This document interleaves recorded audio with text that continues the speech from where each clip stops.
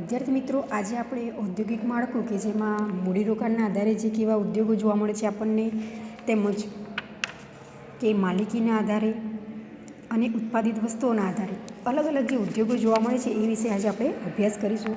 પરંતુ પહેલાં આપણે જે લાસ્ટ લેક્ચરમાં સમજ્યા હતા કે જે ઉદ્યોગોનું મહત્ત્વ એ આપણે યાદ કરી લઈએ. તો ઉદ્યોગ ક્ષેત્ર છે એનું મહત્ત્વ છે આપણે સમજી ગયા હતા. તો એમાં કુલ 7 પોઈન્ટ છે. ફરીથી યાદ કરી લઈએ. આ ક્વેશ્ચન ખૂબ જ મહત્ત્વનો છે કે જે ઉદ્યોગ ક્ષેત્ર છે તો એમાંથી કેવી રીતે આપણે રોજગારી મેળવી શકીએ છીએ, કેવી રીતે એમાંથી નિકાસ આવક જોવા મળે છે. આમ અલગ અલગ જે મુદ્દા છે એ આપણે સમજીએ. અને આમાંથી એક જે લોંગ ક્વેશ્ચન પૂછાશે 3 માર્ક્સનો, ખાસ યાદ રાખવાનું છે. તો સૌપ્રથમ છે કે જે રાષ્ટ્રીય આવકમાં ફાળો, આપણે મહત્ત્વ સમજ્યા હતા એમાં. તો ઉદ્યોગો દ્વારા રાષ્ટ્રીય આવકમાં કેવી રીતે જે આપણનો ફાળો જોવા મળે છે. તો આપણે જાણીએ છીએ કે જે ઉદ્યોગો દ્વારા આવક થાય છે તો એમાંથી એ રાષ્ટ્રમાં આપણે શું કરીએ છીએ, જે ટેક્સ ચૂકવીએ છીએ. તો 1951માં જે રાષ્ટ્રીય આવક છે એના 16.6% હિસ્સો એ ઉદ્યોગો દ્વારા પ્રાપ્ત થયો. જ્યારે આપણે કહીએ કે 2014ની વાત કરું તો જે 27% હિસ્સો એ ઉદ્યોગ ક્ષેત્ર દ્વારા પ્રાપ્ત થાય છે. એટલે કે રાષ્ટ્રીય આવકમાં જે ડિફરન્સ જોવા મળે છે, 1951માં જે કેટલો હતો તો 16%, અને એમાં વધારો કરીને રાષ્ટ્રીય આવકમાં ઉદ્યોગોમાંથી જે આવક પ્રાપ્ત થાય છે તો એ કેટલી છે, 27%. તો આમ આપણે કહી શકીએ કે જે રાષ્ટ્રીય આવકમાં જે ઉદ્યોગ ક્ષેત્રનો ફાળો એ આપણે એકંદરે વધતું જોવા મળે છે. તો શેના પરથી આપણે માની શકીએ, તો ટકાવારીના આધારે. હવે બીજું છે કે જે રોજગારી, કે જેમ જેમ ઉદ્યોગોનો વિકાસ થાય તો એનાથી ચોક્કસ આપણે એવું માની શકીએ કે એકંદરે દરેક વ્યક્તિ છે એને રોજગારી મળશે. કેમ? તો જેમ જેમ કોઈપણ કાર્યમાં કોઈપણ વ્યક્તિ છે એ આગળ વધી રહ્યો છે, ઉદ્યોગ નવા નવા જે ધંધા સ્ટાર્ટ કરી રહ્યા છે, તો સ્વાભાવિક છે કે એની અસર કે બેરોજગારી અને જે આપણે કહી શકીએ કે જે ગરીબી ઘટાડી ચોક્કસ શકે છે. તો સામે એનું એક મુખ્ય કારણ છે કે રોજગારી મળશે તો જે ગરીબી અને આપણે એકંદરે કહી શકીએ કે જે બેકારી કે બેરોજગારી એમાં ઘટાડો જોવા મળે છે. આપણો ભારત દેશ એક એવો છે તો વિકાસશીલ દેશ છે. એટલે કે અર્થતંત્રમાં જે રોજગારીની જે તકોના અભાવે કે બેરોજગારી એ ખૂબ જ જોવા મળે છે. જો પૂરતા પ્રમાણમાં રોજગારી મળશે તો જે બેરોજગારી છે એમાં ઘટાડો થઈ શકે છે. એટલે કે જે બેકાર વ્યક્તિ છે એ બેકાર વ્યક્તિને જો રોજગારી અપાવવામાં આવે છે તો એકંદરે શું થશે, આવક એ મેળવી શકે છે. અને આમ 1951માં જે ઉદ્યોગ ક્ષેત્ર દ્વારા જે કાર્ય કરી રહ્યા છે, જે આપણે કહીએ કે જે વ્યક્તિ શ્રમિકો, તો એમને 10.6% જેટલી એ રોજગારી મળતી હતી. અને જ્યારે વર્ષ 2011-12માં એ પ્રમાણ એ ટકાવારીમાં વધારો જોવા મળ્યો, એટલે કે 24% થવા પામ્યું છે. 51ની તુલના કરીએ કે 2012માં, તો એ વ્યક્તિ જે ઉદ્યોગ ક્ષેત્ર દ્વારા રોજગારી એ વધુ મેળવી શક્યા છે. તો આમ જે નાના પાયાના જે ઉદ્યોગો છે તો એ ઉદ્યોગોનો વિકાસ થતાં એકંદરે ઉદ્યોગ ક્ષેત્રમાં ખૂબ જ જોવા મળે છે. હવે આપણે જોઈએ ત્રીજું કે જે નિકાસ આવક. તો સ્વાભાવિક છે કે જેમ જેમ ઉદ્યોગોનો વિકાસ થશે તો એકંદરે આપણે જે તે વસ્તુનું વેચાણ શું કરીશું, સૌથી વધારે વિદેશમાં કરીશું. કે વિદેશમાં વસ્તુનું આપણે વેચાણ કરીએ છીએ તો એનાથી આપણને આવક મળશે. એટલે કે નિકાસ આવે એટલે કે વસ્તુ આપણે શું કરવાની છે, અન્ય દેશમાં આપવાની છે, અન્ય દેશમાં વેચાણ કરીશું. અને એ વેચાણ દ્વારા આપણા દેશને આવક થશે. એટલે કે આપણે આયાતો ઘટાડીને નિકાસનું પ્રમાણ શું કરવાનું છે, વધારવાનું છે. અને એકંદરે જે તે વસ્તુનું ઉત્પાદન થાય છે તો એ ઉત્પાદન કાર્ય એ આપણે જે તે ગ્રાહકો છે એની જરૂરિયાતને ધ્યાનમાં રાખીને ઉત્પાદન કરીએ છીએ. અને એ ઉત્પાદન એવી વસ્તુનું કરવાનું છે કે સરળતાથી અન્ય દેશમાં એ વસ્તુ આપણે નિકાસ કરી શકીએ છીએ. અને એના દ્વારા આપણે શું કરી શકીએ, આવક મેળવી શકીએ છીએ. તો આમ નિકાસ આવક એ ઉદ્યોગ ક્ષેત્રમાં ચોક્કસ આપણને જોવા મળે છે. આગળનો જે ચોથો મુદ્દો છે કે અર્થતંત્રનો જે સમતોલ વિકાસ.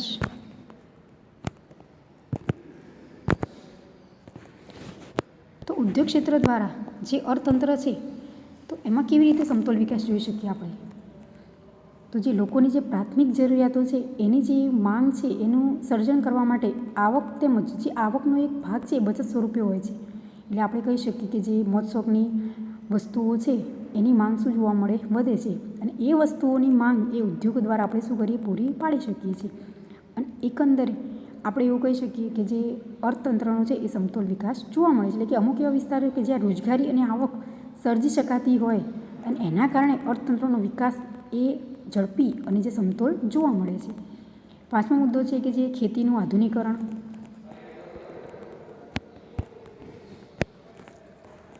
તો ઉદ્યોગો દ્વારા આપણે એવી ટેકનોલોજી, સૌથી વધારે ટેકનોલોજીકલ સાધનો છે એનું સંશોધન કરી એનું ઉત્પાદન કરીએ છીએ કે જે ખેતીમાં ખૂબ જ આવશ્યક બની રહે છે. કે પહેલાંની મેં વાત કરી હતી તો ત્યારે જે ખેતર ખેડવા માટે જે હળનો ઉપયોગ થતો હતો, હવે એ જ જગ્યાએ નવી ટેકનોલોજીનો યુઝ કરી અને જે ટ્રેક્ટરની મદદથી ખેતર ખેડવામાં આવે છે.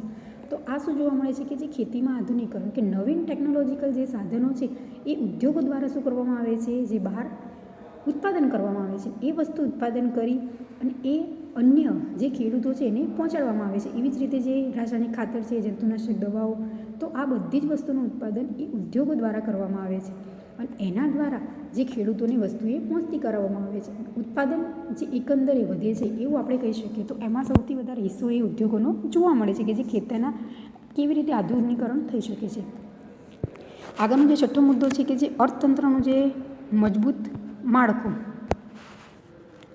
તો એમ કહી શકીએ આપણે કે જે ઔદ્યોગિક ક્ષેત્ર દ્વારા જે વસ્તુનું ઉત્પાદન કરવામાં આવે છે કે જે લોખંડ છે, સિમેન્ટ છે, એવી વસ્તુનું ઉત્પાદન કરવામાં આવે છે કે જે વસ્તુ છે એ રોડ, રસ્તાઓ, પુલો વગેરેના બાંધકામમાં એ ખૂબ જ જરૂરી બને છે. અને આ વસ્તુઓ છે ઉદ્યોગો દ્વારા શું કરવામાં આવે છે, એ વસ્તુનું ઉત્પાદન કરવામાં આવે છે. અને જેના કારણે આપણે કહી શકીએ કે જે અર્થતંત્રનું એ માળખું કેવું જોવા મળશે આપણને, જે મજબૂત જોવા મળે છે.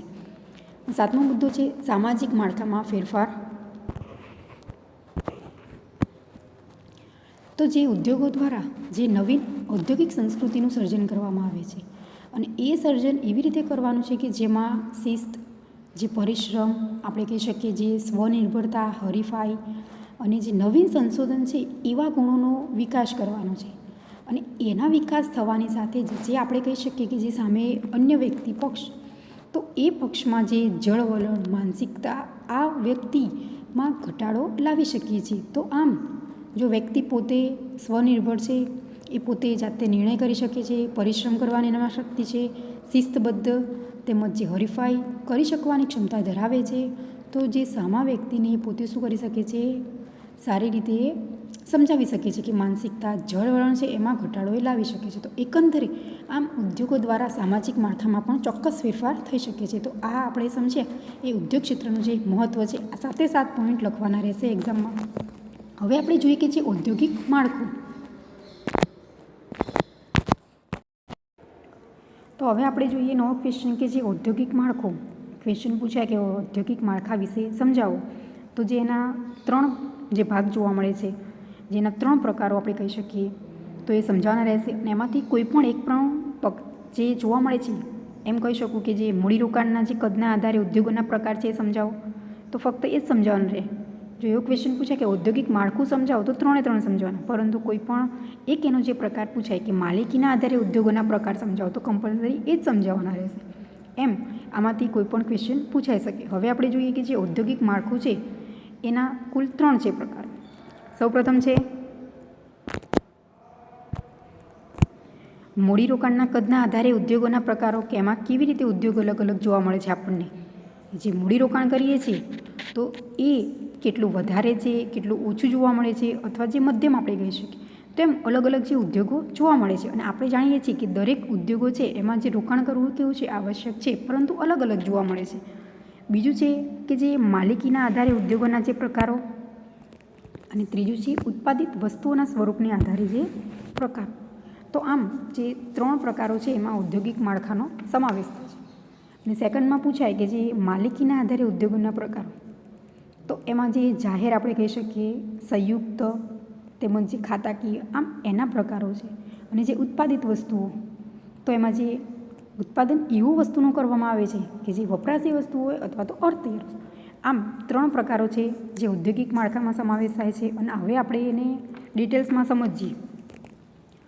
શોર્ટ ક્વેશ્ચનમાં પૂછાય કે ઔદ્યોગિક માળખાના કેટલા પ્રકારો છે, તો 3. મૂડીરોકાણના કદના આધારે ઉદ્યોગો, માલિકીના આધારે ઉદ્યોગોના પ્રકાર, અને ત્રીજું છે ઉત્પાદિત વસ્તુઓના જે સ્વરૂપને આધારે ઉદ્યોગોના પ્રકાર. હવે સૌપ્રથમ આપણે ક્વેશ્ચન સમજશું કે જે મૂડીરોકાણના કદના આધારે ઉદ્યોગોના પ્રકાર. એ રીતે એક્ઝામમાં ક્વેશ્ચન પૂછાય કે મૂડીરોકાણના કદના આધારે ઉદ્યોગોના પ્રકારો સમજાવો, તો એમાં જે 5 ઉદ્યોગો આપણે કહી શકીએ તો એ 5 છે એ સમજાવવાના રહેશે. સૌપ્રથમ આપણે જોઈએ હવે જો અમે અહીં તમને સૌપ્રથમ જે મૂડીરોકાણના જે કદના આધારે ઉદ્યોગોના પ્રકાર છે એ દરેકે મેં મુદ્દા અહીં સૌપ્રથમ દોરીને સમજાવ્યા છે તમને. ક્વેશ્ચન પૂછાય તો આ રીતે સૌપ્રથમ મુદ્દા આપણે લખી દેવાના, પછી દરેક મુદ્દામાં આપણે સમજૂતી આપવાની રહેશે. તો હવે જોઈએ કે જે મૂડીરોકાણના કદના આધારે જે ઉદ્યોગોના પ્રકાર છે એના કુલ 5 મુદ્દા છે કે 5 પ્રકાર આપણે એને પાડી શકીએ છીએ ઉદ્યોગોના. આમ તો આપણે જાણીએ જ છીએ કે ઉદ્યોગો કેવા જોવા મળે છે. 2 તો આપણે જાણીએ છીએ કે એક જે નાના પાયાના ઉદ્યોગો છે અને સૌથી મોટા. પરંતુ આપણે કહી શકીએ એના જે 5 ભાગ છે, 2 તો દરેક વ્યક્તિ જાણે છે કે નાના પણ ઉદ્યોગ હોઈ શકે અને મોટા પણ ઉદ્યોગ હોઈ શકે. પરંતુ કુલ જે મૂડીરોકાણ આપણે કરી શકવાની ક્ષમતા છે, કોઈ પણ વ્યક્તિ છે એ કોઈ પણ ધંધો સ્ટાર્ટ કરે છે તો મૂડીરોકાણ કરવું કેવું છે, ખૂબ જ આવશ્યક છે. એના વગર છે એ ધંધો સ્ટાર્ટ કરી શકતા નથી. પછી ભલે એને પોતાની મૂડી થોડી ઓછી હોય અને અન્ય કોઈ પાસેથી શું કરી હોય, મૂડી એ લાવી અને ધંધો સ્ટાર્ટ કર્યો હોય. આપણે જાણીએ છીએ કે કોઈ પણ વ્યક્તિ ધંધો કરે છે તો સામાન્ય રીતે દરેક મૂડી છે એ પોતાની હોય એવું જરૂરી નથી. અથવા તો કોઈ ભાગીદાર રાખે છે તો ભાગીદાર પણ મૂડી લઈ અને ઉદ્યોગમાં જે ધંધામાં પ્રવેશ કરી શકે છે. અને જો એક જ વ્યક્તિ ધંધો કરવા માગે છે તો એ વ્યક્તિ પોતે શું કરશે કે અન્ય કોઈ પાસેથી મૂડી છે એ મેળવશે, પછી એને ભલે એ વ્યાજ ચૂકવશે, પરંતુ માલિક કોણ જોવા મળશે, એક જ. પરંતુ જો ભાગીદાર જોવા મળે છે તો ભાગીદાર એ કમ્પલસરી મૂડી લાવે છે, પણ મૂડી લાવશે તો જે તે નફો થશે એમાં ચોક્કસ એનો હિસ્સો પણ આપણને ચૂકવવો પડે છે. એટલે કે 2 પણ ભાગીદાર હોય અને 3 પણ હોઈ શકે. આમ અલગ અલગ રીતે ધંધાનું સ્ટાર્ટ કરવામાં આવે છે. એ મોટા પાયાના ઉદ્યોગોમાં જોઈએ. જો નાનો ઉદ્યોગ હોય છે તેમાં કોઈ એક જ વ્યક્તિ હોય છે કે જે સરળતાથી પોતે શું કરી શકે છે, આખા જ ઉદ્યોગ છે એનું સંચાલન ધંધાનું એ પોતે કરતો જોવા મળે છે. અને મૂડી પણ એમાં કેવી જોશે, મર્યાદિત. આપણે કહી શકીએ કે મૂડી પણ વધુ જોઈતી નથી, જે નાના ઉદ્યોગો આપણે કહી શકીએ એમાં. તો સૌપ્રથમ છે કે જે મૂડીરોકાણના જે કદના આધારે ઉદ્યોગોમાં 5 પ્રકાર છે. સૌપ્રથમ છે ગૃહ ઉદ્યોગ. ગૃહ ઉદ્યોગ એટલે આપણે શું જાણીએ છીએ કે એવો ઉદ્યોગ કે જેમાં મૂડીની જરૂરિયાત કેવી જોવા મળે, આપણને ખૂબ જ ઓછી જોવા મળે છે. બીજું છે જે ટચુકડા ઉદ્યોગો. ત્રીજું છે નાના પાયાના ઉદ્યોગો. ચોથું છે મધ્ય પાયાના જે આપણે કહી શકીએ ઉદ્યોગો. અને 5મું છે મોટા પાયાના જે ઉદ્યોગો. આમ કુલ 5 રીતે જે મૂડીરોકાણના કદના આધારે ઉદ્યોગોના પ્રકાર પાડી શકાય છે. હવે આપણે દરેક મુદ્દો છે એને વિસ્તૃતમાં સમજીએ કે કેવી રીતે ગૃહ ઉદ્યોગ છે એમાં કેટલું મૂડીરોકાણ જોઈએ છે, નાના પાયામાં કેટલું મૂડીરોકાણની જરૂરિયાત છે અને મોટા પાયાના જે ઉદ્યોગો છે એમાં કેટલું મૂડીરોકાણની જરૂરિયાત છે. એક મર્યાદા જોવા મળે છે કે આટલું મૂડીરોકાણ તો આ ઉદ્યોગમાં આવશ્યક છે, જરૂરી, ચોક્કસ છે એવું આપણે કહી શકીએ છીએ. હવે સૌપ્રથમ આપણે જોઈએ કે જે ગૃહ ઉદ્યોગ. આમ તો આપણે જાણીએ જ છીએ ગૃહ ઉદ્યોગ છે તો એમાં કોઈ અન્ય વ્યક્તિની જરૂરિયાત આપણે કે ભાગીદારની હોતી નથી. એમાં કેવા વ્યક્તિઓ જે પોતે ઉદ્યોગ કરી શકે છે, તો જે આપણે કહીએ કે જે ઘરના સભ્યો છે કે કુટુંબના સભ્યો દ્વારા જ આ ઉદ્યોગે ચલાવવામાં આવે છે તો એને આપણે કહી શકીએ કે જે ગૃહ ઉદ્યોગ.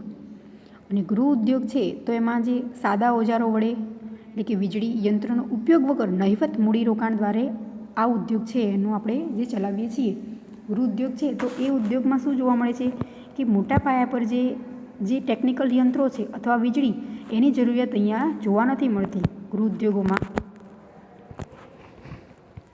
વીજળી તેમજ જે યંત્રો છે, ટેકનોલોજીકલ યંત્રો છે એના ઉપયોગ વગર જ આ ઉદ્યોગ સરળતાથી સ્ટાર્ટ કરવામાં આવે છે. અને આ ઉદ્યોગ છે એ કુટુંબના સભ્યો દ્વારા જ કરવામાં આવે છે. ઉદાહરણ તરીકે ખાખરા, અગરબત્તીના જે ઉદ્યોગ. તો આ ઉદ્યોગ છે એમાં કોઈ પણ પ્રકારનું જે ટેકનોલોજીનો સમાવેશ આપણે કરવાની આવશ્યકતા જરૂર જ નથી. અને જે સભ્યો છે એ પણ કેવા જોવા મળે છે, મર્યાદિત. જે ઘરના આપણે સભ્યો કહીએ કે એમાં કોઈ પણ જે શ્રમિક છે એની જરૂરિયાત કેવી પડશે, ઓછી જોવા મળશે. આપણે એવો ઉદ્યોગ છે એમાં રોકાણ પણ કેવું છે, મૂડીનું એકદમ નહિવત. મૂડીરોકાણ પણ એ આપણને આવશ્યક નથી. એટલે કે ખૂબ જ ઓછા મૂડીરોકાણ દ્વારા આ ઉદ્યોગ સરળતાથી આપણે કરી શકીએ. હા, પછી જેમ જેમ આપણે ઉદ્યોગ છે એ સૌથી વધારે ઉત્પાદન કરીશું વસ્તુનું, દાખલા તરીકે ખાખરા છે, શરૂઆતમાં આપણને મૂડીરોકાણ કેવું છે, ઓછું જોઈશે. પરંતુ જેમ જેમ આપણે વસ્તુ છે વધારે વેચાણ થશે, વધુ વસ્તુ છે આપણે એનું વેચાણ થવાથી આપણે શું કરીશું, વધારે એ વસ્તુનું ઉત્પાદન કરવું પડશે. તો આમ પછી આપણને રોકાણ કરવાની ક્ષમતા વધશે. પરંતુ શરૂઆતમાં તો આ ઉદ્યોગમાં રોકાણ કેવું છે, કરવું એ ખૂબ જ ઓછું જોવા મળે છે. કહી શકીએ કે નહિવત મૂડીરોકાણથી આ ઉદ્યોગ સ્ટાર્ટ થઈ શકે છે. હવે બીજો મુદ્દો આપણે જોઈએ કે જે ટચુકડા ઉદ્યોગ. તો હવે અહીં મૂડીરોકાણ કરવાની જરૂરિયાત ઊભી થશે, પરંતુ કેવી હશે? એ પણ બહુ મર્યાદિત મૂડીરોકાણ. તો ટચુકડા ઉદ્યોગ છે, તો આ ઉદ્યોગે સંપૂર્ણપણે શ્રમ પ્રધાન ઉત્પાદન પદ્ધતિ દ્વારા ઉત્પાદન કરવાનું છે, પરંતુ કેવી રીતે? કે શ્રમિકો દ્વારા. શ્રમ પ્રધાન એટલે કે શ્રમિકો દ્વારા જ ઉત્પાદને કરવામાં આવે છે.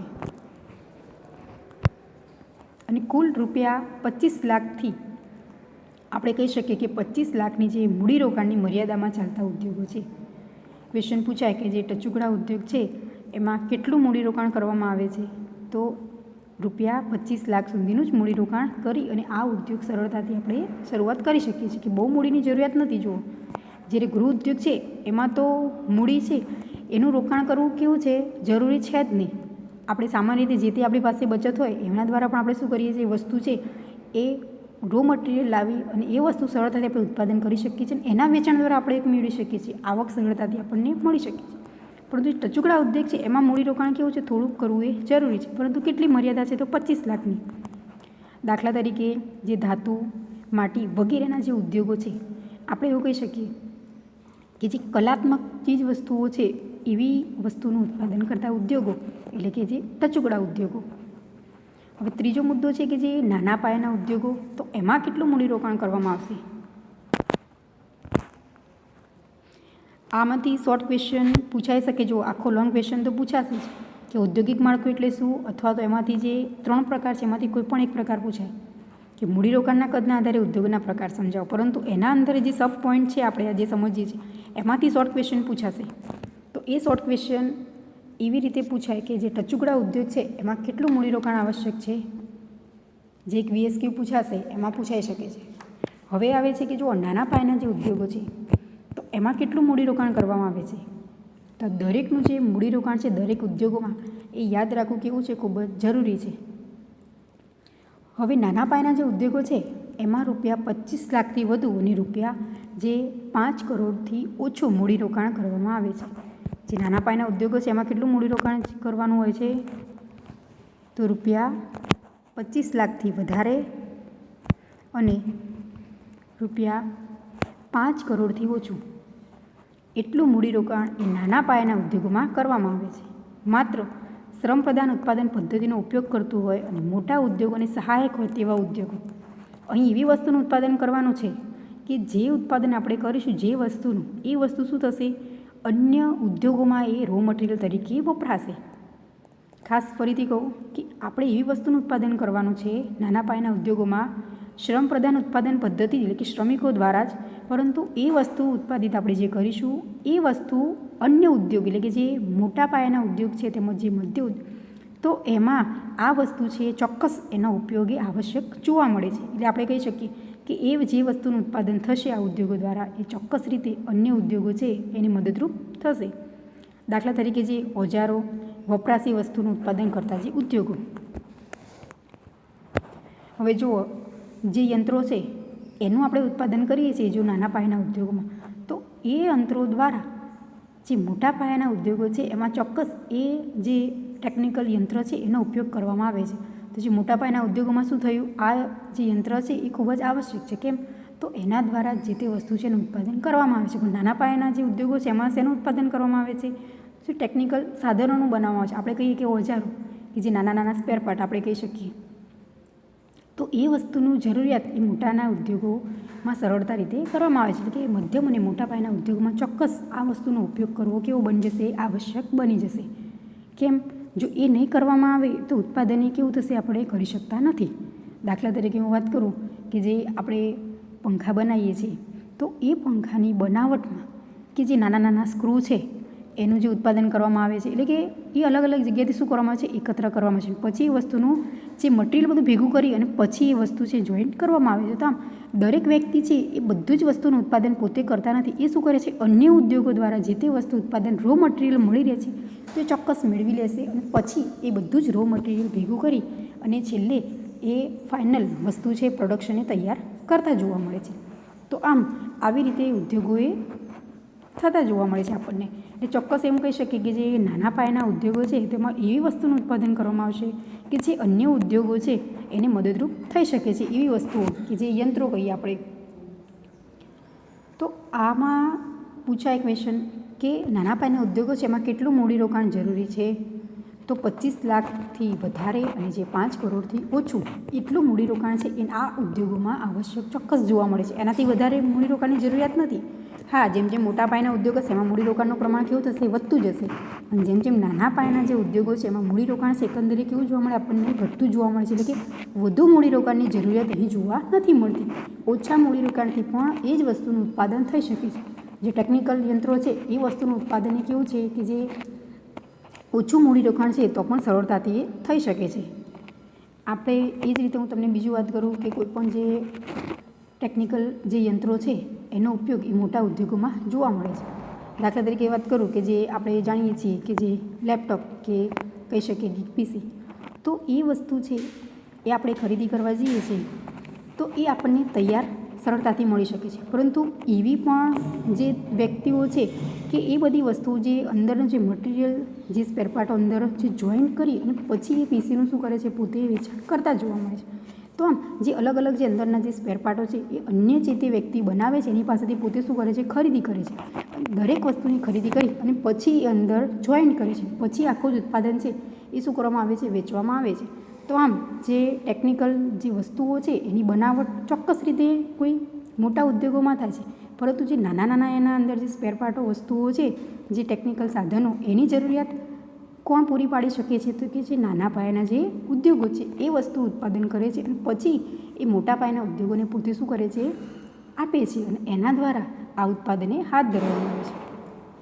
તો હવે આપણે ચોથો મુદ્દો જોઈએ કે જે મધ્ય પાયાના જે ઉદ્યોગો, તો એમાં કેટલું મૂડીરોકાણ જોઈશે? તો ચોક્કસ એ વાત ખાસ યાદ રાખવાની કે હવે આનાથી વધારે જ મૂડીરોકાણની આવશ્યકતા હશે. નાના પાયાના ઉદ્યોગ કરતાં મૂડીરોકાણ કેવું હશે? એમાં વધુ જોવા મળશે.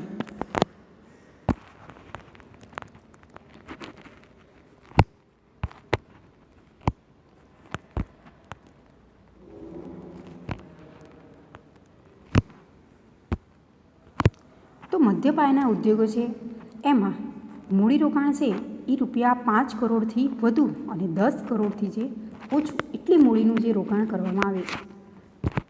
ફરીથી કહું કે કેટલું મૂડીરોકાણ છે એ મધ્ય પાયાના ઉદ્યોગોમાં કરવામાં આવશે? તો ₹5 કરોડથી વધારે અને 10 કરોડથી જે ઓછું મૂડીરોકાણ છે એ મધ્ય પાયાના ઉદ્યોગોમાં કરવામાં આવે છે. અને હવે અહીં જે ઉત્પાદન કરવામાં આવે છે એ શ્રમપ્રધાન અને મૂડીપ્રધાન ઉત્પાદન પદ્ધતિનો ઉપયોગ કરતા હોય એવા ઉદ્યોગોને આપણે મધ્યમ પાયાના ઉદ્યોગો કહી શકીએ. શોર્ટ ક્વેશ્ચન પૂછાય કે મધ્ય પાયાના ઉદ્યોગો એટલે શું? તો જે ઉત્પાદન કરવામાં આવે છે એમાં બંને પદ્ધતિ એટલે કે શ્રમપ્રધાન અને મૂડીપ્રધાન ઉત્પાદન પદ્ધતિનો ઉપયોગ કરી અને પછી આપણે જે ઉત્પાદન કરીએ છીએ તો એવા ઉદ્યોગોને મધ્ય પાયાના ઉદ્યોગો કહેવામાં આવે છે. હવે ફરીથી યાદ કરાવું કે જો નાના પાયાના ઉદ્યોગ હતા એમાં જે મૂડીરોકાણ છે એ ચોક્કસ જે 5 કરોડથી કેવું હતું? ઓછું હતું. અને અહીં કેવું છે? 5 કરોડથી વધારે. જો જે મૂડીરોકાણની જે મર્યાદા છે એ અહીં જુઓ, મૂડીરોકાણ વધારવામાં આવ્યું. જેમ જેમ ઉદ્યોગોનો જે વિકાસ સૌથી વધારે જોવા મળે છે એમ ઉત્પાદન આપણે વધારે કરીએ છીએ તો એવી રીતે સામે મૂડી પણ કેવી રોકવી પડશે? સૌથી વધારે. પરંતુ કેટલી મૂડીરોકાણ કરવાની છે? 5 કરોડથી વધુ અને 10 કરોડથી ઓછી. આ ઉત્પાદન પદ્ધતિમાં બંનેનો સમાવેશ થશે, શ્રમપ્રધાન અને મૂડીપ્રધાન. જ્યારે નાના પાયાના ઉદ્યોગ હતા એમાં ફક્ત શ્રમપ્રધાન ઉત્પાદન પદ્ધતિ દ્વારા શું કરવામાં આવતું? ઉત્પાદન કરવામાં આવતું. એવી જ રીતે ટચુકડા ઉદ્યોગ અને નાના પાયાના બંનેમાં શ્રમપ્રધાન ઉત્પાદન પદ્ધતિનો ઉપયોગ થાય.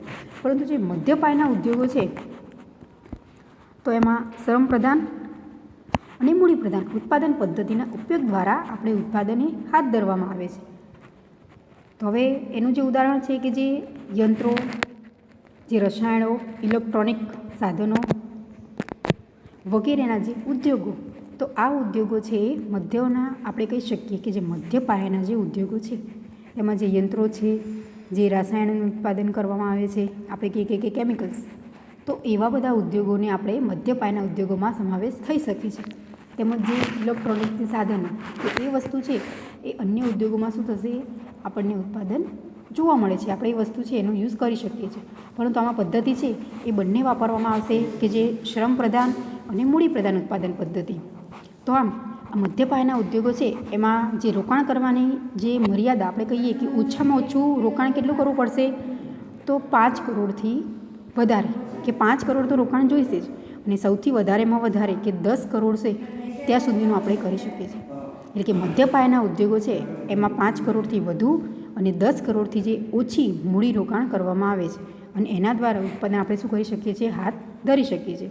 જ્યારે નાના પાયાના ઉદ્યોગો છે તેમાં મૂડી રોકાણ કરવાની ક્ષમતા કેવી છે, આ ઉદ્યોગો કરતાં ઓછી જોવા મળશે.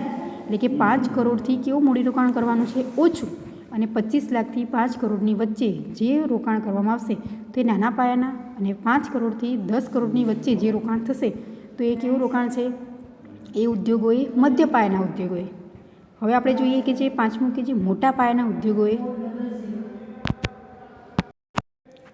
હવે આપણે જોઈએ કે જે પાંચમો મુદ્દો કે જે મોટા પાયાના જે ઉદ્યોગો, તો હવે એમાં મૂડીરોકાણની ક્ષમતા વધી જશે. કોના કરતાં, કે જે નાના પાયાના ઉદ્યોગ અને જે મધ્ય પાયાના જે ઉદ્યોગો છે એના કરતાં મૂડીરોકાણ કરવું કેવું છે, ખૂબ જ જરૂરી, વધુ.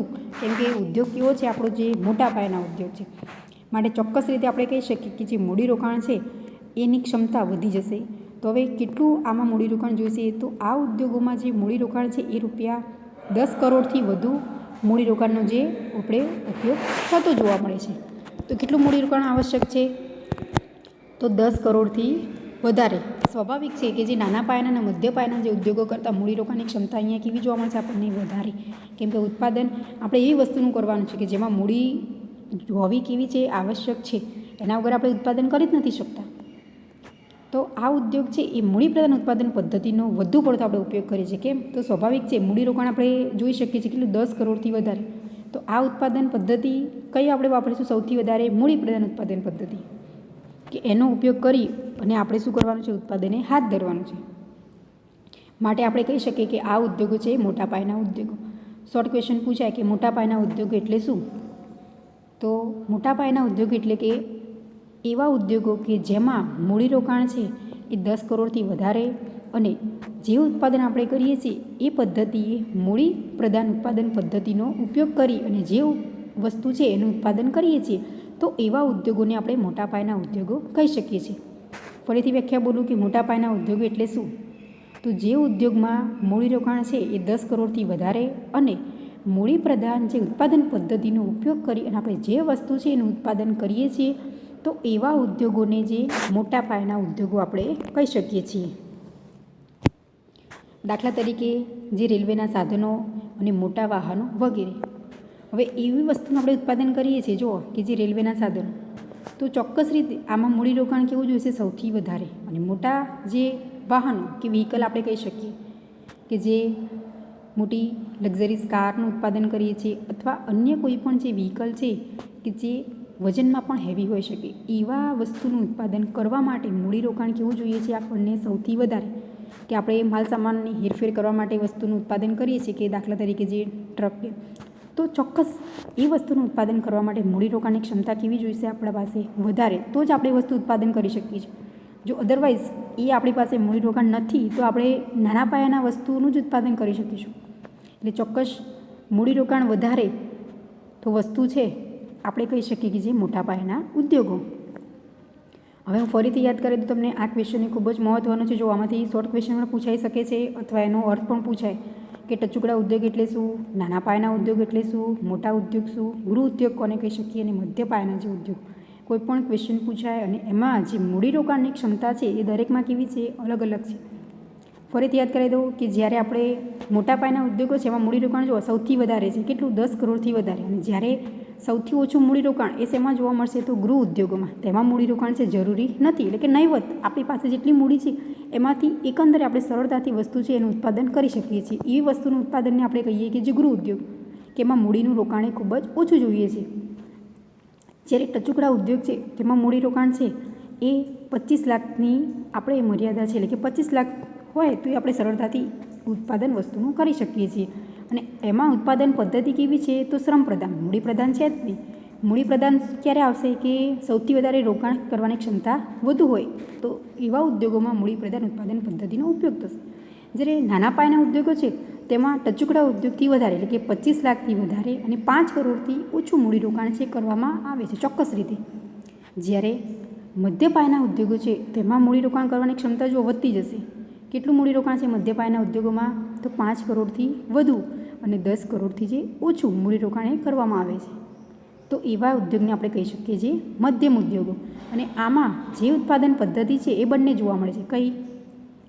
શ્રમ પ્રધાન પણ હોઈ શકે અથવા મૂડી પ્રધાન, બંનેનો ઉપયોગ કરીને આપણે ઉત્પાદને કરી શકીએ છીએ. તો એવા ઉદ્યોગો છે એ મધ્ય પાયાના જે ઉદ્યોગો છે. અને સૌથી છેલ્લે કે જે મોટા પાયાના ઉદ્યોગો, તો એમાં મૂડીરોકાણની ક્ષમતા છે એ કેટલી જોવા મળશે? 10 કરોડથી વધારે. તો અને આમાં ઉત્પાદન પદ્ધતિ છે એ મૂડીરોકાણ વધુ છે, માટે આપણે મૂડી પ્રધાન ઉત્પાદન પદ્ધતિનો ઉપયોગ કરી અને વસ્તુ છે એનું ઉત્પાદન કરવામાં આવે છે. તો આમ આ ક્વેશ્ચન એ ખૂબ જ મહત્ત્વનો છે. હવે આપણે નેક્સ્ટ લેક્ચરમાં સમજીશું કે જે માલિકીના આધારે ઉદ્યોગોના પ્રકારો કયા છે, તેમજ જે ઉત્પાદિત વસ્તુઓના આધારે જે ઉદ્યોગોના પ્રકારો કેવા જોવા મળે છે એ વિશે આપણે અભ્યાસ કરીશું.